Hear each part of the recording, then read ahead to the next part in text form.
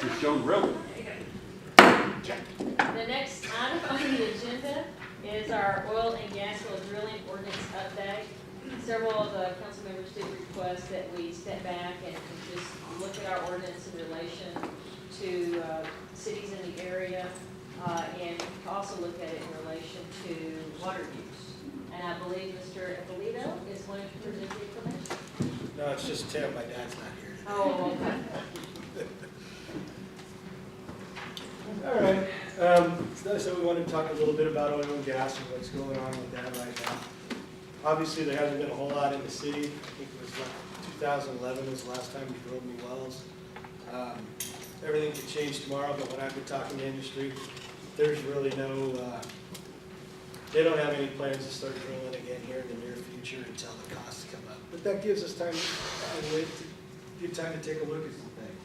So I wanted to talk about three things: water restrictions, a survey of the other ordinances to comparison to where we're at, and then also the stakeholders group, where that stands today.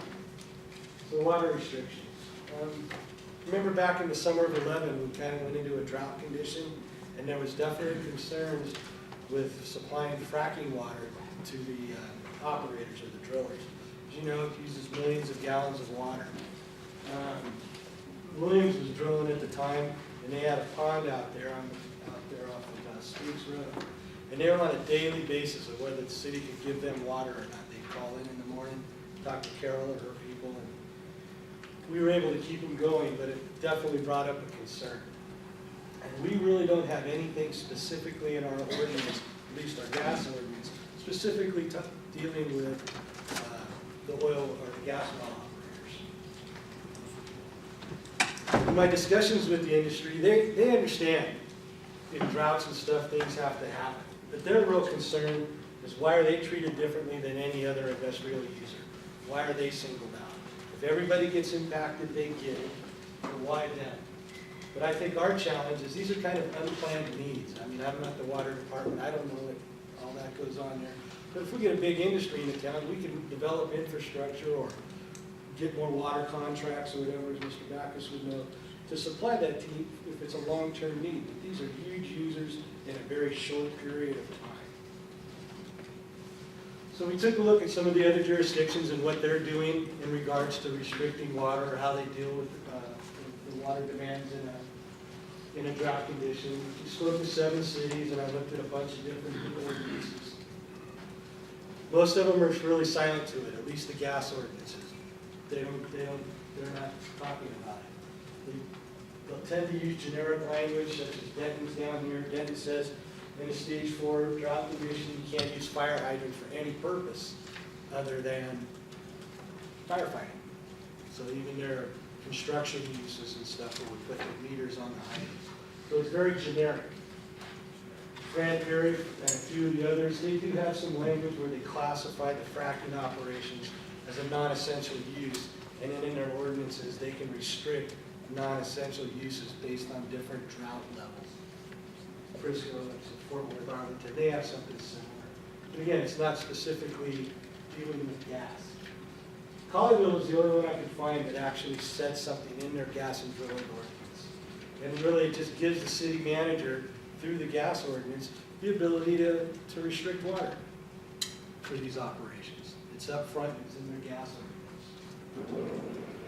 What do we think it might be a good way to go? This is staff. Our position maybe would be to change our gas ordinance with the section similar to Colleyville. Let's go ahead and be up front about it. Let's let them know that, hey, we may have to restrict you in the event of a drought. And also make it a conditional permit. You know, they don't have to have a permit. And legal would have to chime in if this is a good way to go. We haven't had a chance to talk. But we could set that as a condition of permit. Should you want to drill in the city of Lewisville, be aware that we may not be able to supply you water if drought conditions are present. So that's just kind of one thought of how to deal with it. Again, in summation, it's really silent. Most of the jurisdictions really haven't put it into ordinance form, or they're lumping it in generically. So the question is, in Lewisville, do we want to make something specific, an ordinance specific to gas and gas well drilling and fracking operations? Yes, my first thought is yes, and my second thought is that I might, because of our circumstances with Dallas Water Utilities on the treated water, I might want to expand that thought to include drought conditions or the potential to create an undesirable and lasting impact, financial impact to the city beyond the time in which that fracking operation would be in place. And that's probably the best wording I could give you and so clean that up. But I think that kind of, y'all understand what I'm saying? And so That would be disruption of the pipeline also, right? I have a pipeline that we couldn't get supply. right. Well, or have to bump our contract up and we can't come back down. Yes, that part of it is. Yeah. So that would be my addition to that. So, Probably not. It's okay. I know, can you say it?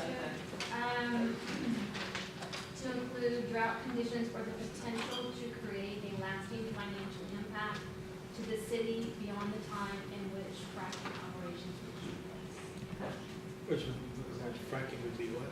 In place, would be active.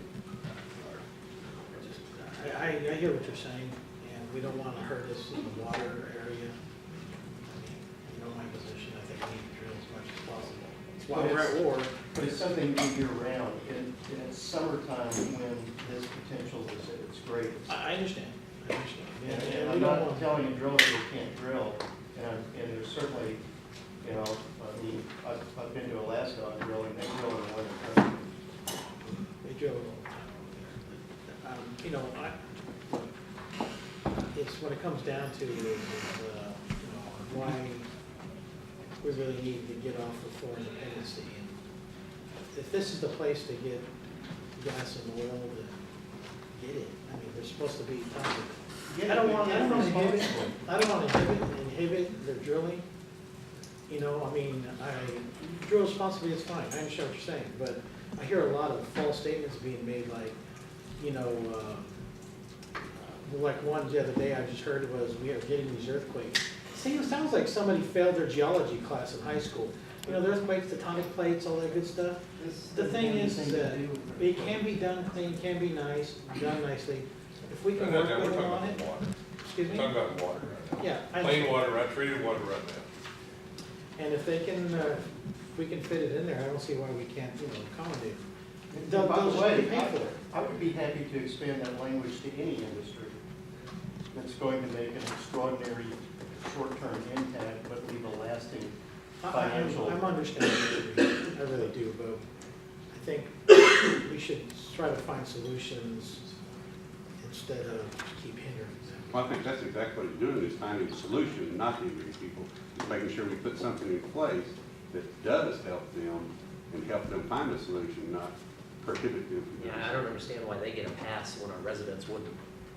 I don't think our residents are getting a pass. If they bumped us to a next usage tier because they had to drill in the summertime, then they couldn't wait 2 months to get it when our usage went down. Why should we pay for that? Why should our residents have to pay for that? Okay. In perpetuity? I guess I'm carrying from last year, everybody was like against just drilling, period. No, I disagree. Everybody was- Nobody was going That's to just really. not on the table. You might be, but nobody else. I wasn't. It's not. I never heard anybody say they were. That's why we have drilling in Lewisville. We just don't have it on somebody's neighborhood. I do have a problem sometimes with taking the field and putting it on the city manager's back. Because that's a little too much on something that we should be setting more in stone. Because in, you know, the city manager, if we have a council that's pro-drilling or pro just do whatever, and the city manager says, well, we're in trouble right now, we need to stop this, then he's unemployed or she's unemployed. So you're thinking and vice more versa. like language in the ordinance that There actually has says. to be something, if a it's gonna fund disruption us- of the service, like Like, what do you Blues, think? I agree with you. don't have a problem, if we're getting into the drought deal, we're bumping up against the total dollar, usage, I think we would need to stop that. But even if the supply if we lose the supply for whatever reason, Castle Hills, what happened to them? You don't plan on those hills, but it wouldn't be a drought necessarily. But we just couldn't have the supply, our supplies couldn't have it for a week. We just say, not only can't you do it, if you're doing it right now, you're gonna stop. About that, because I mean, I agree with you, I do agree with you, I do. You know, we don't want to cause any problems, but is there a time where we're gonna be built out, like say, we're supplying Castle Hills and that new subdivisions that they're building over there? Are we getting close to being bumped up without even doing drilling? There's a time when we'll max all this out, but at the same time, that max is seasonal. It's not year round. I understand. And you come up to that max during summer months, and my point is that if you tell them up front, look, if you want to schedule their operations, just be aware that if you schedule it for the dead of summer, you run the risk of pushing us into a corner, and if you push us into a corner, we'll push back. I understand, but my question was more on the water to Don. Before we clarify that, when I mentioned Castle Hills, I was not talking about the city of Lewisville supplying them water. I was talking about that if our situation was that we had pumps that went out, Yeah. and we would lose that, that's what I was talking about. But And because if we couldn't have supplied Castle Hills with water, we would have just told them, no, we can't do it. Or another variation, DWU comes to us and says, we're limited, we got a problem, we're going to limit you. and I know that water is, getting tough in this region, and Upper Trinity, plan and everything is, Steve's around here, didn't he? Steve, that plan it's very interesting, because, they're going 50 years out, and that's still a tough schedule that they're looking at to, getting more water in there. And, I hear what you're saying, I do, but regardless of a big industry like this, with our growth in population, are we still gonna be getting bumped up in the next few years? Yes. Very likely, Very Yes. likely. very likely. We will, but if you put excessive demand during the summer peak, then you It's a force guarantee. the bump to go further when it doesn't really need to stay there for the remainder of the year. So that comes back to the language that I gave. And I'm okay with it, I'm okay with that in that respect, I really am, that's good. I agree with you. Steve can probably talk about this more thoroughly than I can, but 2 summers ago during the drought, it literally was day to day. We were monitoring it that closely. It would get so close to the maximum amount where we would have had to have gone up, and we were really worried that use of water by the gas drilling is what would have thrown us over the limit, and that's what staff is recommending here.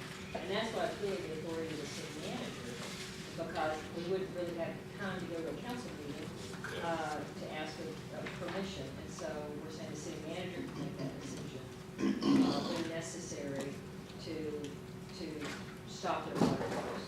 Council, that was the point I was about to make, is that I think for this particular situation, we need some authority in the ordinance to issue a cease and desist for certain types of conditions that would affect the financial position of the city. To address Rudy's point, you're right, that does put the manager in a bit of a hot spot. But if the ordinance also maybe includes some kind of oversight by the council within a 72-hour period or something like that, where you can then take another look at it. 72 hours isn't going to kill anybody out there as far as the operations of a gas well. They can shut down for 72 hours. They frequently shut them down for no reason at all other than price. So I think that if there's a desire to have some oversight there, you could incorporate that into the ordinance. Steve, our current projections, when do we anticipate having to tap that next million, that next 202,000 a year? If the summer is like it was in 2011, probably this August. So We're teetering on that point of having to buy another million. And correct me if I'm wrong, if it occurs in August, it's retroactive to June. Okay, because I'm not sure the council's aware of that aspect. So if they kick this over, we've still been able to squeak out an extra $500,000 roughly in savings because of our water conservation and our usage over that time. If they had kicked us over back in 2011, we've been Yeah, $500,000 million We'd be exposure. locked in. Yeah, we Yeah, we'd have a controlled $500,000 it, in additional costs that we haven't had to incur. Correct. we controlled it in 2011 because they had to call before we turned it out. Right. And so if we looked like our projections, we'd allow them 2 hours of water, or 4 hours of water, or 10 hours of water. So that's the way, and that's why they built the pond, because they filled it during off-peak periods and managed that way. Because their gallonage, I mean, if you look on their, go back to the water rates, they use approximately 40 million gallons of water Oh, for how long a period? during the summer months. Oh, the whole summer? Yeah. So if you take 40 million gallons, you pump 4 billion gallons of water, so 1% or less on that, though, it's the demand and the time that you take it that causes you to kick in to what Councilman Ferguson's talking about. And the issue is it, basically what we want to do is be able to tell them, if you want to frack, wintertime's a lot better. Okay. Yeah. Summer. Yeah, and I think too, it's responsible on our part to let drillers know, this is our operating policy, this is what you need to plan and work around, and then, you know, you can, everything's good for you. And we pretty much told them that, but it was where they were drilling and the point and to get it active and moving, so. But now that the condition of Yeah, the the permit. condition of the ordinance is a permit. How many times have we ever gone to the level 4? One. 96. 96, I had a major pipe failure and, Okay, but it was because of failure. yeah, it wasn't, Which, water so supply. in a failure, we go to level 4 also. Okay. Any kind of not able to distribute water or receive water.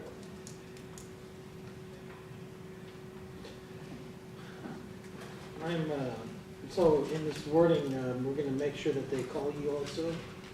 I mean, I think they should, if they're, you know, like you were saying, they were turning on the faucet, they're calling you before they turn on the faucet. We can word that into the ordinance or the operating guidelines or even. I just wanted to work with you on it, because I have the same concerns that Yeah. the councilman They had. have been real good as far as calling us and saying, can we take water?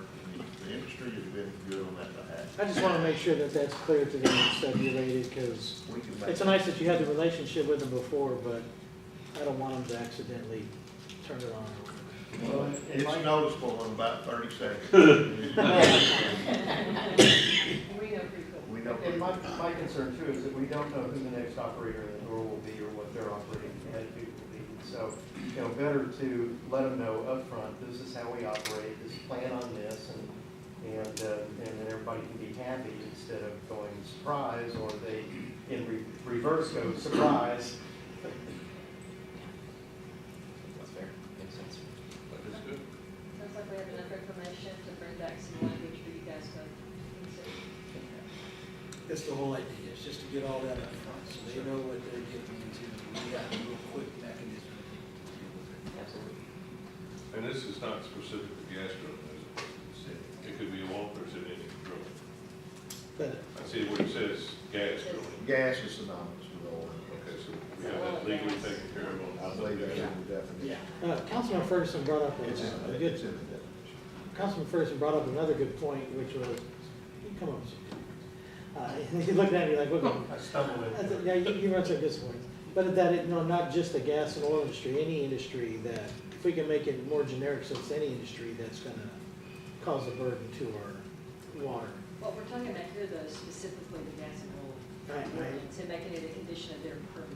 And I understand that, but it's something we need to consider in a lot of areas, like you brought up. Anytime we do a site development plan, when Mr. Ferris and the group work a site development plan, one of the items that is reviewed is the water source and the sewer capacity that they need. So they're generally on top of that, and we're able to, if they need additional water, or they've got to have a larger pipeline than exists, and they're notified, you got to put the extra pipeline in, or you have to have extra capacity for it. So I just thought it was a good point, I didn't want it to get over. If a brewery asked to come in Mhm. and needed 20 million gallons a day. But they're gonna be here more permanent, right? Right, but we would just, at some point, go ahead and raise our 20 million up. we got the commitment in, if they were coming in, they'd be paying that water bill. Because that happened in, was it Longview, somewhere. Actually, we had a several years ago, they had a contact with the bottling company. Okay. And went Well, through this that one, process. they came in, they built the plant, we're working. And now they shut it down. And they still are at that 20 million more, whatever the number was. And they're trying to sell the water now. That would be a problem. Can't renegotiate that? I think there was bankruptcy and everything else involved. I'm talking about with the city and their water Not. source.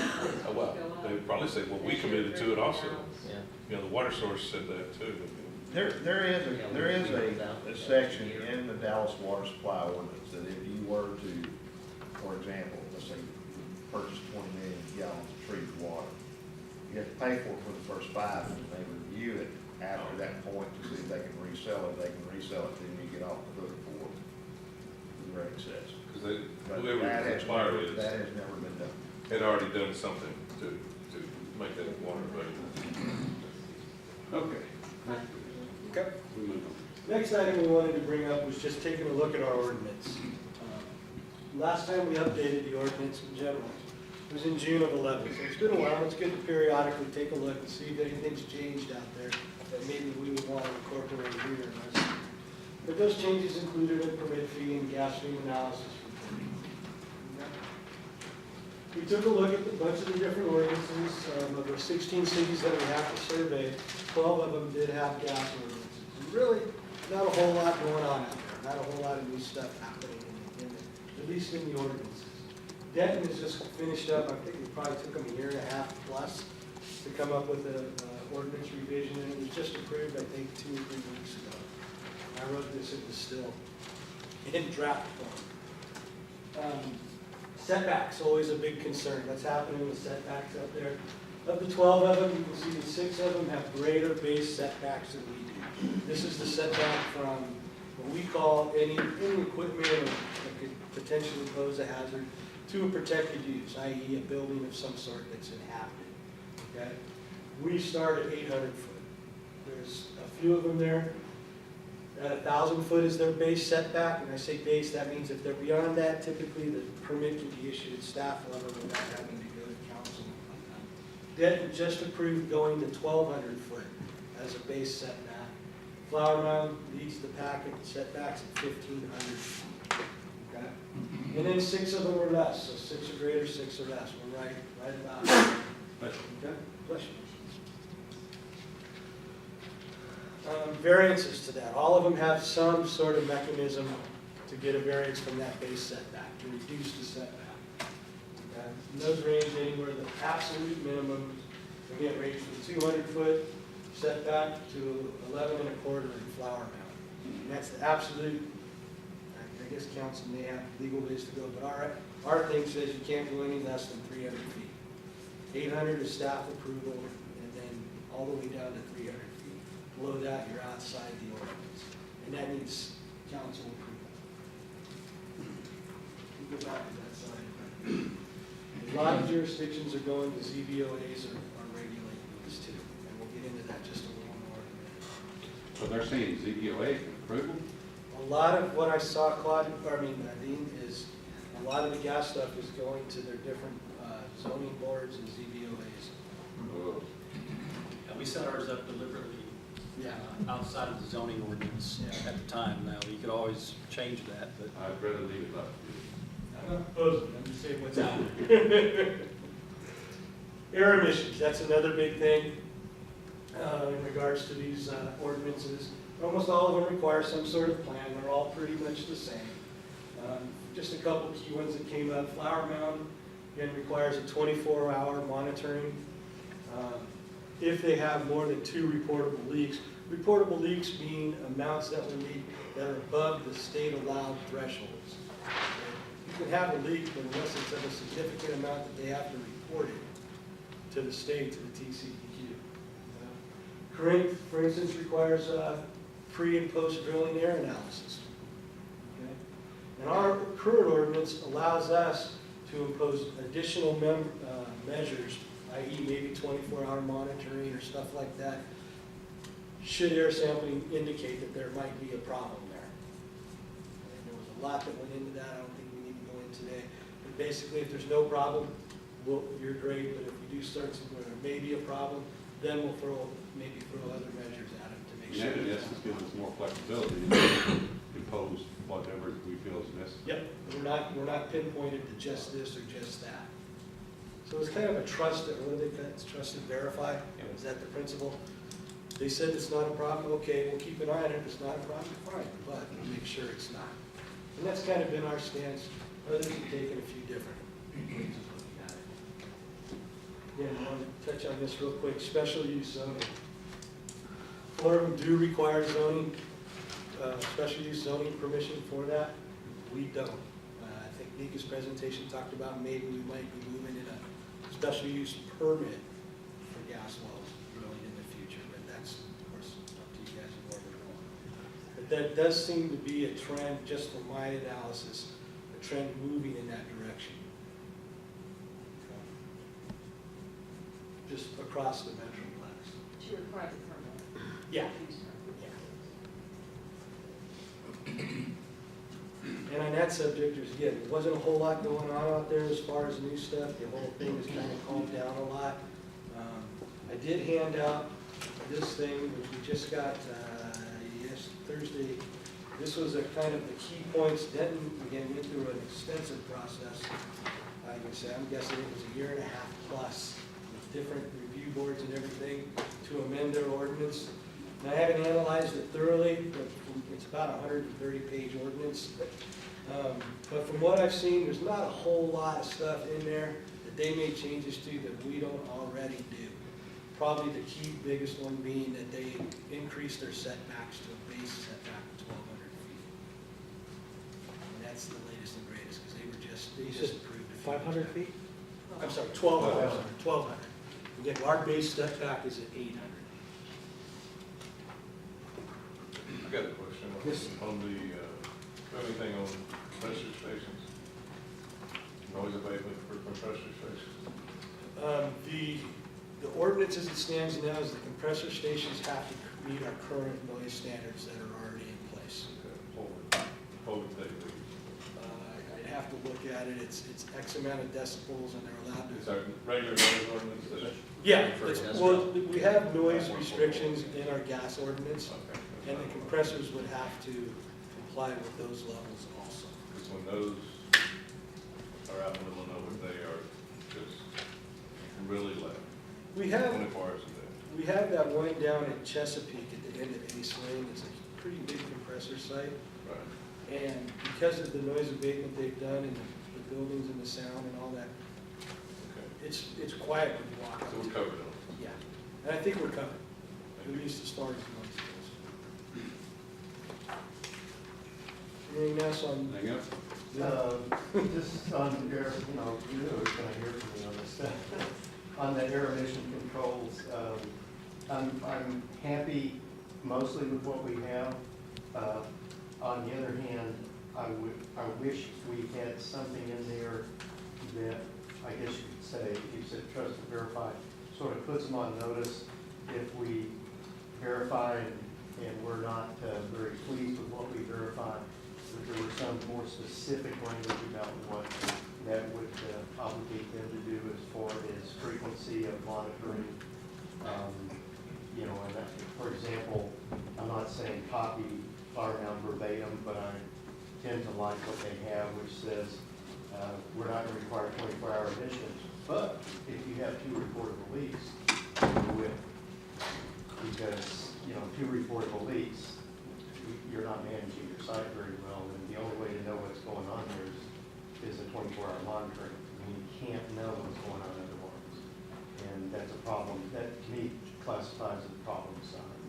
So just as a thought, maybe going forward for, you know, future, like if we put a drilling board or committee back together, is to look at what do you want to do with having some kind of, you know, sword hanging there if they have compliance issues. I think if I'm understanding correctly, our ordinance, or what you're saying, our ordinance, we've kind of left it open of what those measures would be. Yeah. Should we decide that there could be an issue there in regards to emissions.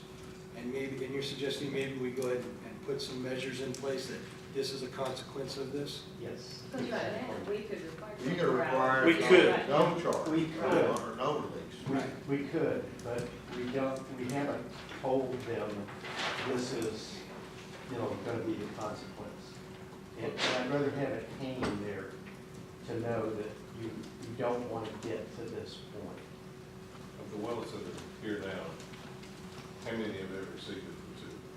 None to my knowledge. But we also don't know because we don't monitor 24, so. So what if we, just to satisfy that, what if we just put at the end of the way you have it right now, you could list as, or IE, and then list 24-hour deal, in other words, all these things that we could possibly do. Then you don't have to change the ordinance at all, you just put such as, we could require monitoring such as, you list the things that you could require. And that way it gives us the flexibility. Yeah. Just examples. IE or examples. I'm good with that. I'd just like something a little more concrete. This could be your consequence. One thing I meant to bring up, just as a quick little background, a whole lot has changed in regards to air emissions.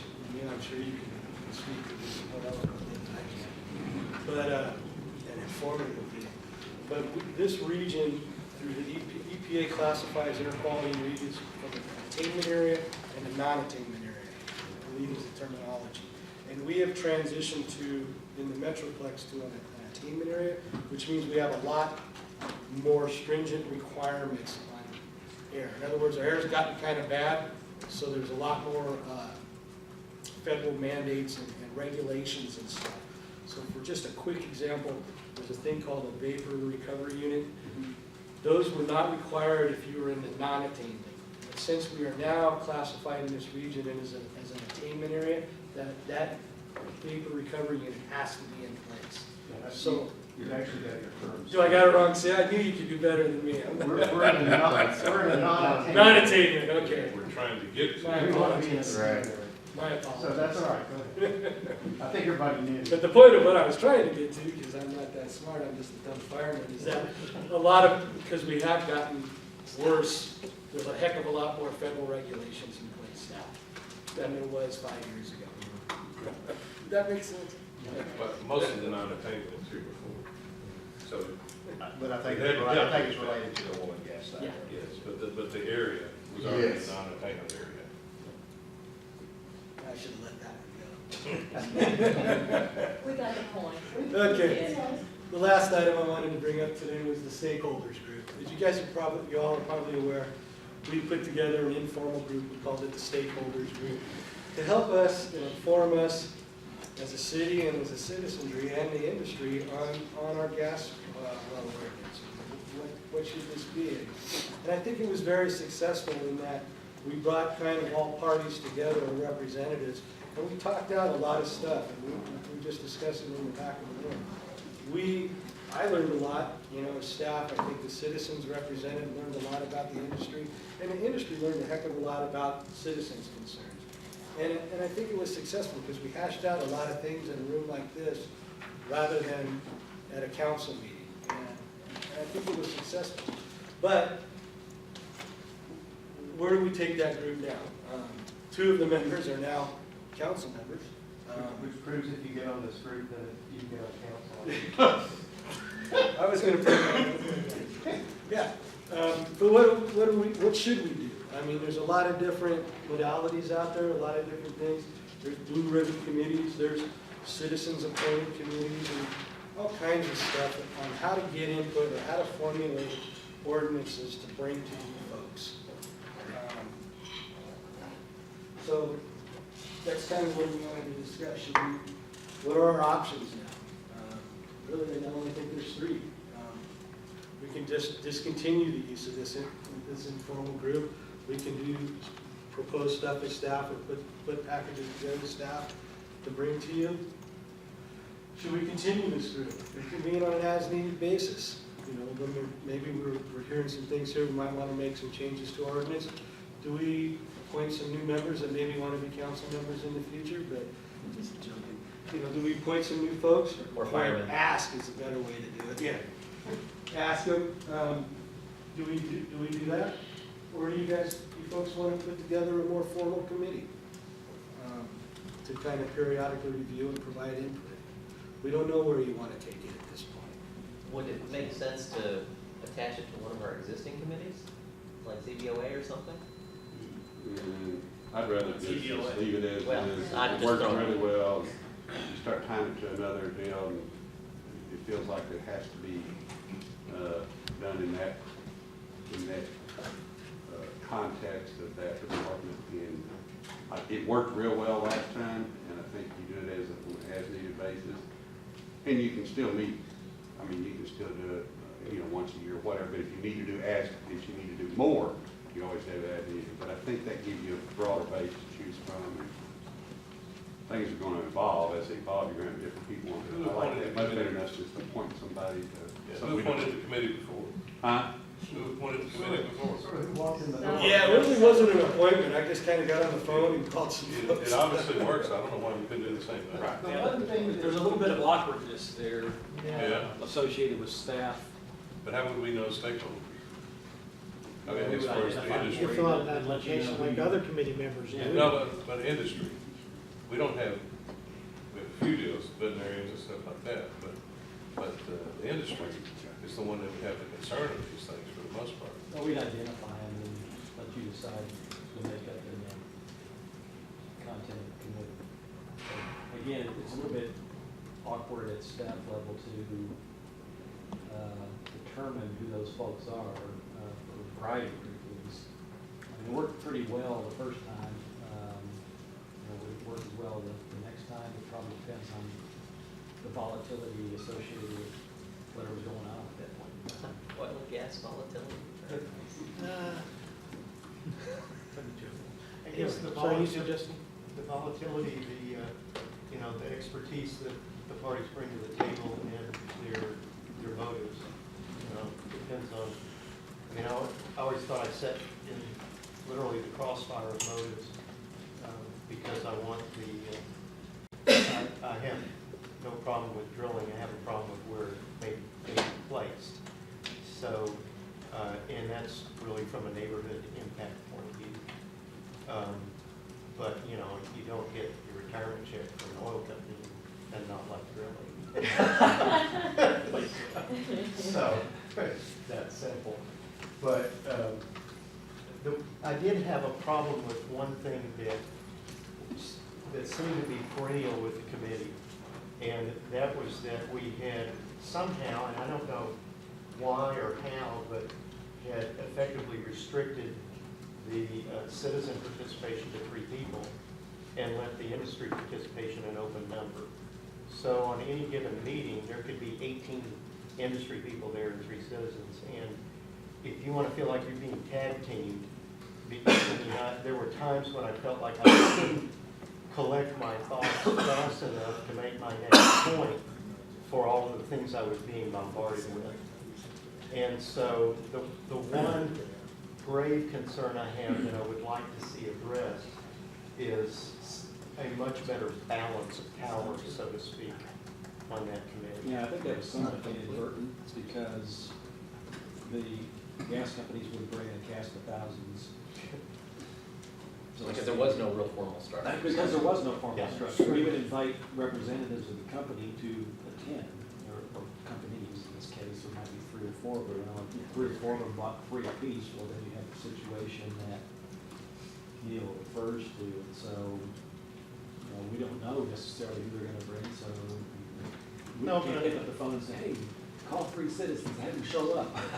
So Again, that's part of that awkwardness. So you're suggesting we go formal and have, applications? I suggest you think about, go ahead and I lean that way. put some sort of a standing committee, at least have somebody at the gate, so to speak, or ready to go. It could be one of your existing committees, I don't know, that's what P and Z. Not necessarily, and the problem is that it gets in the oil and gas representation. Don't want to send it away. Or ZBO, maybe. You're saying no? Well, and again. You could also wait and just appoint them when you see the need to do so. Set up an ad hoc committee when you see the need. You don't see the need today, don't set up. I like the ad hoc kind of concept. I like the ad hoc kind of concept, except for one thing, it goes back to finding citizens, and, you know, I don't know how you qualify, but finding citizens who have an understanding of the subject, they bring knowledge to the table. So You if got that if either you way. go with an ad hoc committee, then, you know, my first impression is that you're gonna say, let's have a meeting and let's go quickly find some people to, you know, let's advertise it, we'll just find some people. And, you know, with the original committee, that wasn't really how that evolved. Right. And it was one of the things I think made the original committee function well, is that there wasn't a bunch of, you know, people with some, you know, citizens with a radical view and no knowledge of the subject, or some other extreme. I mean, it was the citizens brought the right set of skills to the Really table. nice job picking those guys, man. Yeah, thanks. I thought. I'd like The to see a citizens vote for standing it. committee that's formal, and, you know, they don't have to meet all the time, but No. whether if you have citizens that don't have the drilling experience, or even if they've worked out in the oil field or not, it doesn't matter. The first couple of meetings you have together is, he explains to the industry and they get to know, they're stakeholders because they live here, and, you know, they're, you know, members of the city. I would like to see more citizens than 3 in this committee. Well, especially if you're gonna have 18 industry people. Definitely, but you definitely need to hear from the industry also, and I think, Yeah. I don't think they should all be the, you know, the ones that are just, you know, I'm against drilling all the time, or for drilling all the time. Should be a mix of people, and, Yes. and it doesn't really matter if they have a degree in geology or whatever the gas industry degree is. It doesn't matter. It doesn't matter if they've sold property somewhere and they got an oil rig on it. It doesn't matter. If we get citizens on this committee, they can be on there for a limited time or whatever, and then they can be rotated out like we do all our other committees. Something else you could do, is just establish a structure. You don't have to appoint people right now, you just establish a structure and say 3 industry representatives, 4 citizens, and it'll be called the advisory committee, and we'll appoint them when we appoint them. Yeah. And- That's good. Again, people will come and go, especially on the industry side. Because You of can't the, really put names on that. right, and you can't really on the citizens either, because in my opinion, you're gonna need at least some citizens on the committee that are in the affected area. Yeah. And you don't know that until, you know, where the area is. Because I can guarantee you, a citizen that's having someone say, I say, I'm gonna sell my backyard to a gas drill, temporary drill gas well in my yard. And my neighbors are gonna be screaming about that. But so they need to have more deal than the guy down there on the south part of town says, I don't care if they drill in the backyard, doesn't bother me any. And it's doesn't, you know, it's not to say that if you're not on the committee, that you can't go to the committee meetings, just like other ones do now. So they can always have input, even if they're not on the committee, you know, so. In that regard, though, we might schedule the time of those meetings a little differently, but we don't need to worry about that today. But So do you want to do four citizens and 3, what do you call it? Well, I'm just throwing that out as a. That sounds good. 4 citizens, 3 industry, and staff. Who appoints them? 32 staff members. And that's gonna depend Who if the appoints? company, that depends also if the company's, you know, coming up, how many different companies do we have? That's yeah, what we're but, talking about. I mean, even in the past, let's just say they all talk between each other when they've got a common goal, so, and it wasn't uncommon to, even at the meeting, to see one party there, but obviously deferring to particularly Williams at the time, letting them pretty much run the show, because they brought, you know, the power players. You gotta limit both. They can manage that between themselves. You gotta limit both. I mean, you could have 300 citizens that are being affected. You could have 300 industry people that are trying to drill. So you gotta limit both. Yeah. Now, I will add one more comment, because I'd like to take this opportunity to add it. Tim walked into this, he doesn't know I'm gonna say this, Tim walked into this and said the first day, I really don't know anything about this subject. And long before we were done, I thought Tim completely stepped up to the plate. So I've not had that opportunity to say that, and I wanted that opportunity. I was You won National League Batting Championship, weren't you? Huh? His head does look like a baseball player. You're welcome. You heard it. Anything else? What have you done for me lately? Anything? Are you going to vote this weekend? You make anything else? In the direction we need? Think so? Thank you, sir. That's all we got, I guess. Thank you all. Thank you, good job. Thank you. Keep hitting those home runs.